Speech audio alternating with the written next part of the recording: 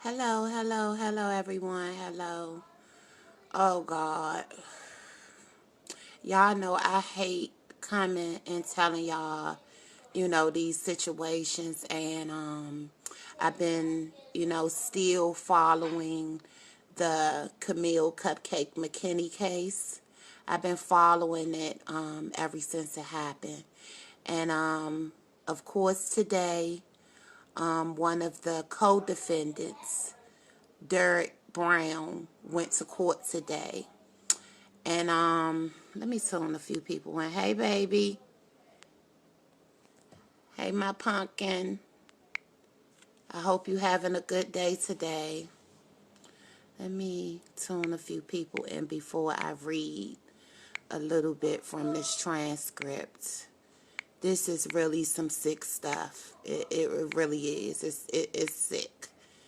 It's sick. It's like now both of the defendants are pointing the finger at one another.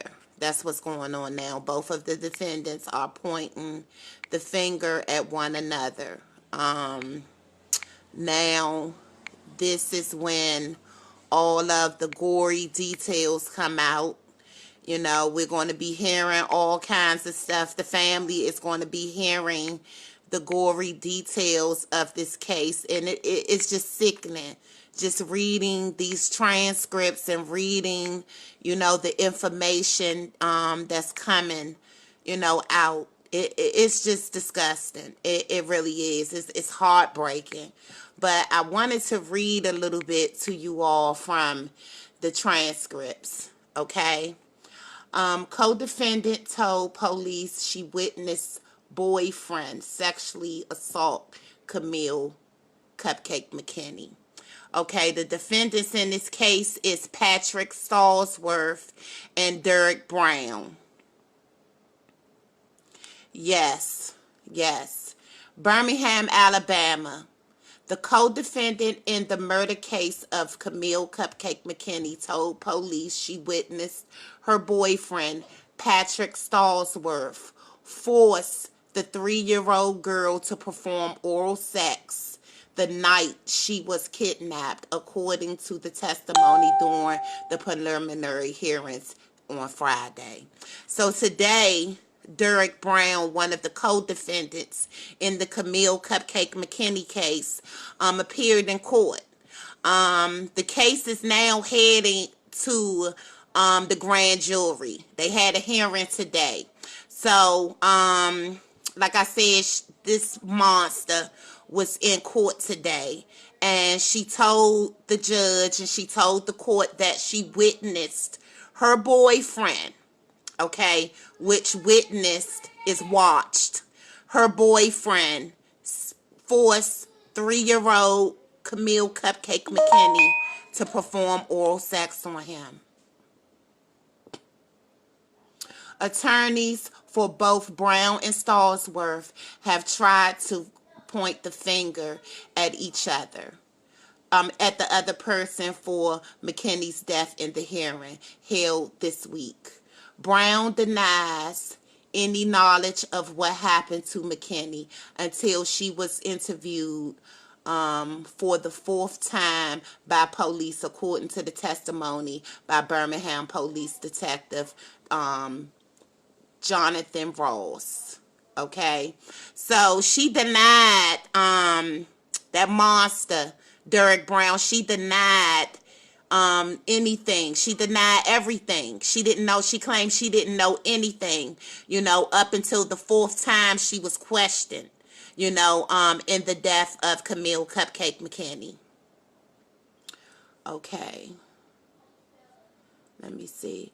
Ross said Brown admitted to the police she was with Stallsworth in the Tom Brown Village on October the 12th, but said she claimed she did not see McKinney until the couple stopped at a Jet Pep gas station after leaving the public housing complex. No explanation was given for how the child ended up in the SUV, Ross testified. Surveillance videos from the gas station showed Brown calmly walk in and out of the gas station to buy a bottle of lemonade. Brown went on to tell police Stallsworth brought McKinney with them to their Centerpoint apartment, Ross said. She told police she woke up in the middle of the night to witness Stallsworth forcing the 3-year-old to perform oral sex on him.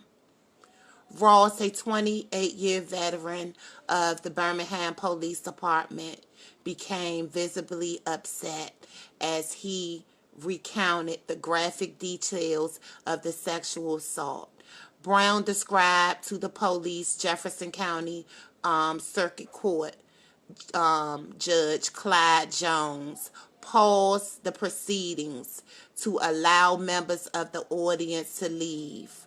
Both of McKinney's parents were present in the courtroom for the entire hearing. Brown admitted to taking ice, a street drug. Wait a minute. Brown admitted to taking ice, a street name drug for methamphetamines, and trazodone, a antidepressant, which can be used to make someone drowsy. Both drugs were found in Kamille's autopsy report. McKinney was killed by asphyxiation, suffocation, according to the report. Okay? So, not only did they drug this baby, this 3-year-old child, with methamphetamines and trazodone, an antidepressant, this man also forced this little child to give him oral sex. Okay? He went to court this week. I think it was Wednesday, if I'm not mistaken. The woman defendant, the monster woman defendant, went to court today. And this is what came out in the court proceedings today. Oh, my God. Like, this is really disturbing. You know what I'm saying? And that's why I'm going to keep on telling y'all. It is people out here. Y'all don't want to believe it, but it is people out here that's waiting to seize the opportunity to take your child and do these god-awful things to your child. It is monsters, it's demons walking around this earth right now, just waiting to seize the opportunity to cause havoc in your life, in your child's life. This court case hasn't really even gotten started yet. The trial hasn't gotten started. They're basically all of these, the hearings that happened with Patrick Stallsworth on Wednesday and today with Derek Brown. These cases, these hearings determined whether the case will go head to the grand jury, which they will be headed to the grand jury. Both of them are charged with capital murder. Okay, they're both charged with capital murder. They're both facing the death penalty in this capital murder case. Okay, I pray, I'm serious, I pray that they get it. I'm serious, because we don't even need someone sitting in jail, that is capable of doing these type of things to children. They don't need to live. People like them don't need to live. They really don't. If we keep on allowing, these little slap on the wrist to these people that harm our children, it's going to be more and more children harmed, because these people are sick. They're sick. You know what I'm saying? Jail would probably be a pleasant place for them. These people that do these type of things, they know that eventually they might get caught. They know that they can get caught. They don't care. They don't care. Okay? So y'all really need to pay attention to your children. You know what I'm saying? It's not safe to have them anywhere. It really isn't. Especially when it's children that young as Cupcake. She was just 3 years old. You know, and then it comes to find out that this man had scratch marks on his chest when he was arrested. When he was originally arrested, Patrick Stallsworth, he had scratch marks on his chest, which shows us and tells us that this baby fought for her life. This 3-year-old baby scratched and fought this man for her life. She fought for her little life, her little innocent life. This baby fought for her innocent life. She had his DNA all underneath of her fingernails. She fought for her life, even being 3 years old. Even being 3 years old, this baby fought for her life. But she didn't stand a chance against those monsters. She did not stand a chance. And it's no telling what these people, what these animals did to that baby. It's no telling. We're hearing all this stuff, but just imagine the things that they're keeping amongst, amongst each other. The stuff that they're not telling us. The stuff that they're not going to tell the courts.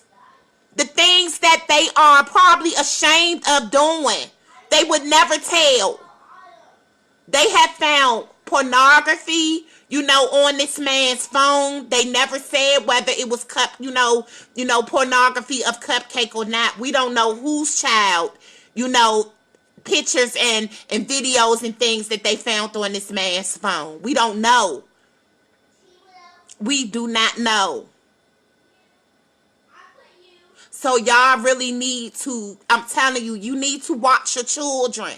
You need to stop feeling so freely. This was an innocent baby. And I don't blame her mother.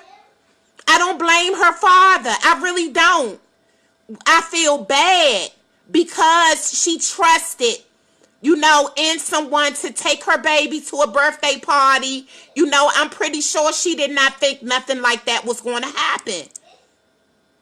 But I'm going to tell you something today. Things like that can happen. Stuff like that can happen. It's happening every single day. Y'all need to really use these experiences, these horrible, traumatic experiences that these families are going through as learning experiences for you all. Stop fucking feeling so freely. Thinking that everything is okay. Thinking that your children and that you are safe everywhere that you go, because you are not. You are not safe. Your children are not safe. And it's been proven. People can't even sit in church without worrying about being gunned down. Movie theaters. Children going to parties outside. They're not safe, y'all. They're not safe. And you need to start teaching your children some precautions, to prevent these things from happening. It is very important that these children learn the importance of stranger danger. Even you teenagers that's heading into adulthood. Even some of you adults. Because of this sad stuff that's going on out here, it is demons literally walking this earth. They don't care who they hurt.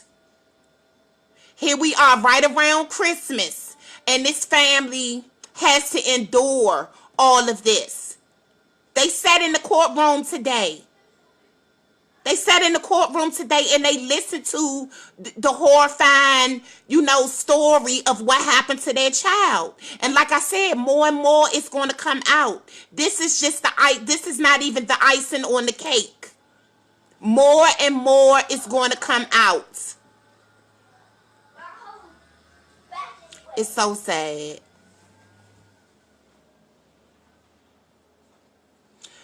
Yeah, you have to. You really have to start paying attention to these children, y'all. It's too much going on. Just reading this stuff, I literally feel sick to the stomach. Just reading this stuff. But this is what these families are going through. You know, this is some of the things that these families have to go through.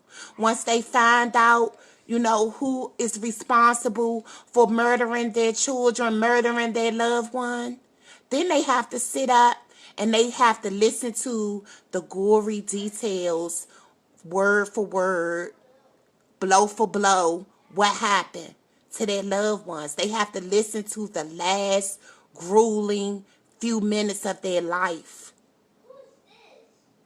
They have to listen to that. And they have to suffer through that. And that's not easy for no family to have to suffer through that. It's sad. And to know, like I said, that we have people, human beings on this earth that are capable of doing something like that to a child. It's just crazy. It's crazy. And now they're pointing the fingers back and forth. I'm pretty sure if he did some things, this crazy woman did some things too. This monster, she did some things. They both play a part of it, but they're both going to point the fingers. They're both going to point the fingers at each other. And while they pointing the fingers, they're going to be telling these horrifying details of what they did to that innocent, poor, little 3-year-old child. This is not a grown person that we're talking about. This is a 3-year-old child that has been victimized in such a horrific way. It's just so sad. I keep up on my website, missing people in America. Every day people are missing. They find it. Remains. It's crazy. Yeah. 40, I want to say 4,400 people are found every year. 4,400 people are found every year. And 1,000 of those people that are found, bodies go unidentified every single year. I spoke with the director of NAMES, Mr. Todd Matthews, today. He will be coming on the show January the 4th. And he's going to educate my listening audience on NAMES and its importance. We have a lot of resources out here. And I'm trying to educate my followers and my Facebook friends and also my missing community on the importance of NAMES. There are many resources, helpful resources out here for our missing. But like I said, these families are, unaware of a lot of the situation, a lot of the resources that's available. So, that is my job to shed some light on all of the resources that are available, because there are many resources that are available. You know what I'm saying? So, it's just a lot going on right now. And like I said, finding these children and everything, the ones that we do find, they all have a story to tell. They all have some type of horrific story to tell, because like I told y'all before, whether they label them as runaways or not, they're running away from something and they're running away to something, and that's what we need to concentrate on. And like I said, to really, really educate our girls, educate our girls. I've been researching some cases in New York. I've gotten a hold to a lot of cases in New York, and I have been posting them for the past couple of days, and I'm trying to find out more information on these cases. But it's a lot of missing young girls, out here. It really is, from all over the nation. And sex trafficking is on an all-time high. There are many levels to the missing. You know what I'm saying? And a lot of our missing person cases quickly turn into homicides. So tomorrow on Black Rose's Garden, the second hour of the show starting at 5 p.m. We are going to get all into that. We're going to talk about missing persons tomorrow, missing and murdered cases tomorrow. I will have special guests, mother of Keisha Jacobs, who went missing September the 26th, 2016 from Richmond, Virginia. Her mom, Tony Jacobs, will be joining me tomorrow to speak on her daughter's case. Y'all know how I like to do. I like to get accurate information, even though she has been very visible, on social media. She has been doing some news interviews and things, so she has been keeping her daughter's case alive. But like I said, I like to educate my audience, and a lot of times I like to bring in the families of the cases that I advocate for. I like to allow them to tell the stories, so that you can hear from their mouths how things went. Because a lot of times when we're relying on social media or YouTube or sometimes even mainstream media, like the news, sometimes they don't have all of the information and they don't have accurate information. You know what I'm saying? So it's always good to hear these stories, because can't nobody tell these stories of their missing loved ones like the parents, like the family members. So tomorrow, like I said, tune in tomorrow to Black Roses Garden. Download the Hustle Firm Radio app if you haven't already. Download the app, listen to it on air. Also, I will be live streaming from Instagram, Facebook, as well as Twitter when she comes on. Her segment starts at 5 p.m.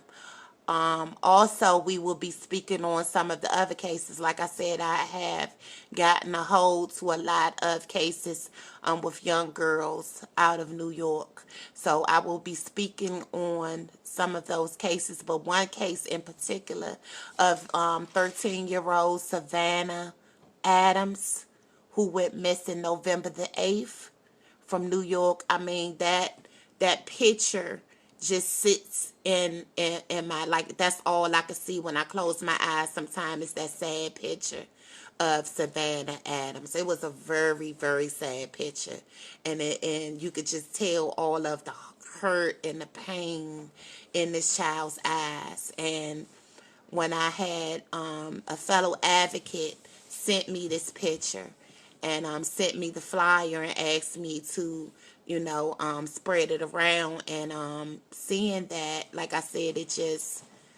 that's all I could see is this little child's face, this poor child's face. It just looked hurt and just pain, and there's no telling what she's been through and what she's going through right now.